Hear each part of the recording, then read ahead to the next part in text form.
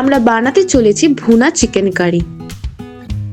এটা বানানোর জন্য প্রথমে আমরা 300 গ্রাম মতো চিকেন নিয়ে ভালো করে ধুয়ে তার মধ্যে 2 চামচ পাতিলেবুর রস আর 1.5 চামচ আদা রসুন বাটা আর কিছুটা সাদা তেল দিয়ে ভালো করে ম্যারিনেট করে প্রায় 30 মিনিট মতো রেখে দেব। নেড়ে নেব।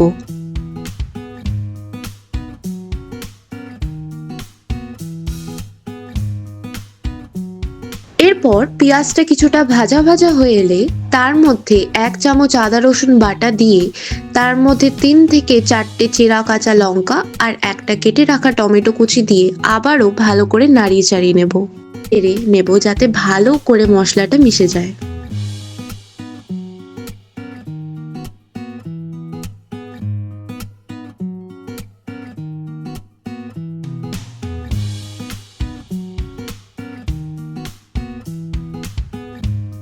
এরপর কিছুক্ষণের জন্য ঢেকে দেব। প্রায় 10 মিনিট পর ঢাকনা তুলে তার মধ্যে আবারও কিছুটা স্বাদ মতো নুন আর কেটে রাখা ক্যাপসিকাম দিয়ে ঢেকে দেব আবারও কিছুক্ষণের জন্য।